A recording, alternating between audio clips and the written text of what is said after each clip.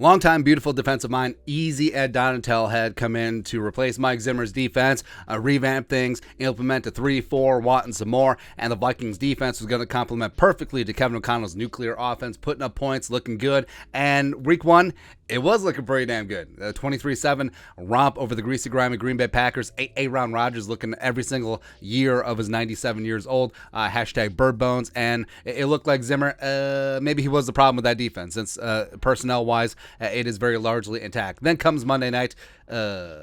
Not so much. Vikings get dismantled. 24 points allowed to Jalen Hurts and company in the first half. And no, I do not believe that Ed Donatel and the defense really stepped things up in the second half. I think it was more the Eagles taking their foot off the gas. They're happy with the 24-point lead.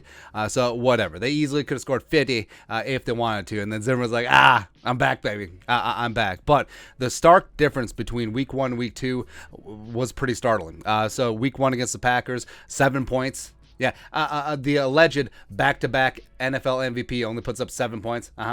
Sure. But 3-9 on third down, 0 for 2 on fourth down, only 338 yards allowed, 5.5 yards per play.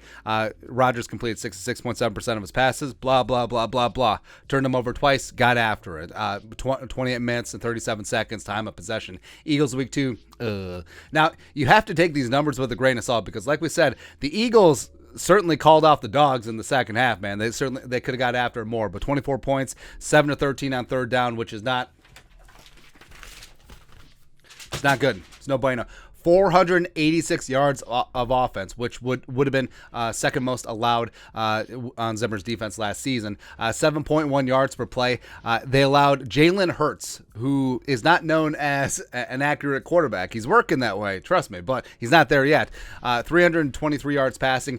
83.9% completion rate, as well as 9.5 yards per attempt, which is huge. Also a $163 on the ground. A lot of that Hurts's, and then also a 36 minutes and 14 seconds time possession, including 20 minutes to 10 in the first half. So it was really ungood, and there were some numbers that came away out of this. Kevin Seifert, who is not Carl Gershmitt of ESPN, starting a late post-game thread, blah, blah, blah. Wild stat per Next Gen Stats, Jalen Hurts threw a career-low 3% of his passes into tight windows, less than 1 yard of separation. His targets averaged 4.2 yards of separation. And Hurts, he completed 26 of 31 passes. So doing the math, beep, bop, bop, bop, boop. That means that 30 of Jalen Hurts' 31 passes had more than a yard of separation on his target, which is just insane, man.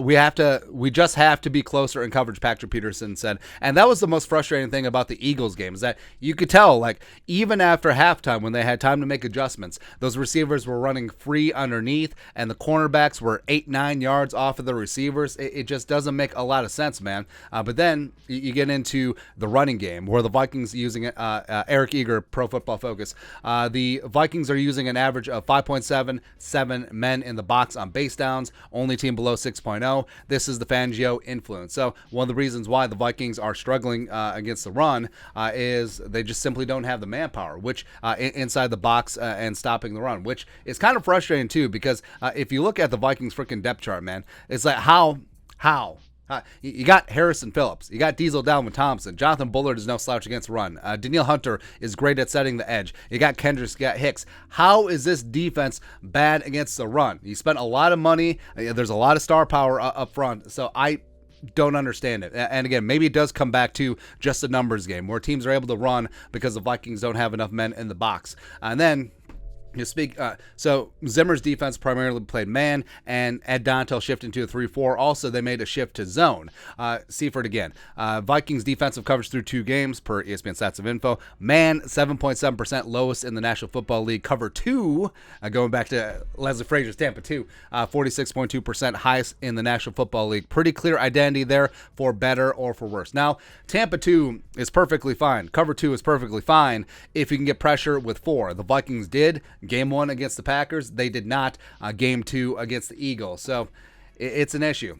It's an issue there. But, I mean, Ed Dontel, they got too much damn talent to be this porous on defense. And maybe it does just come back to week 1 versus week 2. Now, yes, to a degree, you have to add in game dynamics because this defense is made to play with the lead. The Vikings offense did not give them a lead in game 2. They did in game 1. And playing downhill is much easier than just trying to contend with stopping the run, stopping everything, and just continually being on the field because you're losing the time of possession battle. Also, the Eagles had tape on what Ed Dontel's defense was going to be. The Packers did not coming in week 1, so that's a factor as well. But there's too much damn talent on this defense.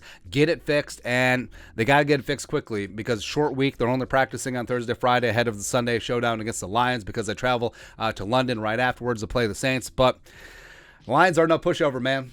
And DeAndre Swift running buck wild first 2 weeks of the season. I think that he is going to be public enemy number 1, as well as Amon-Ra St. Brown is no slouch. So they got to fix things quick. Otherwise, the season could get away from us. I mean, Donatel, Eddie D, you're my favorite turtle, man. Get this ish together. Otherwise, I'm switching Raphael.